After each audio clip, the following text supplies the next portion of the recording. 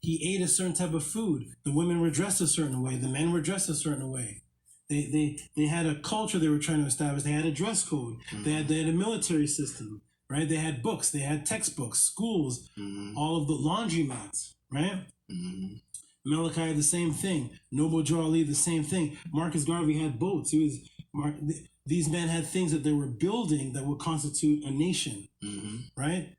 Which was different from just a guy. Today, to be pro-black is to be against something. Back in the day, to be pro-black, you would be against the falsehoods, but you yourself also stood on something so you could be questioned.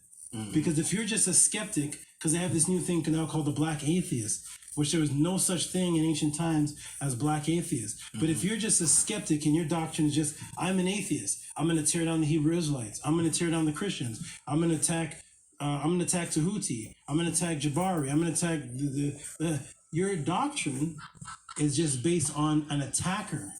You're a negative being. When I say, okay, forget about attacking everybody, let's all go to an island, what would our way of life be based on our ancient culture? What do we have to teach the children? There's no Hebrew Israelites to attack. And now the men today are just attackers. The Umar Johnson, I can name a whole list of them. They have no way. What is Chuck Morgan's way of life? What's Garfield's way of life? What's Umar Johnson's way of life? What is Unc West's way of life? What is the way of life that they can? Because all from the Zulus to the Dogons to everybody, whether you agree with it or not, agree with what the way of life was. Every single culture had a way of life, and everybody in the culture, and that's how you create a frequency. When everybody's doing, if she thinks a certain way, you think a certain way, your children think a certain way, and all that same thought is vibrating off the walls in your house.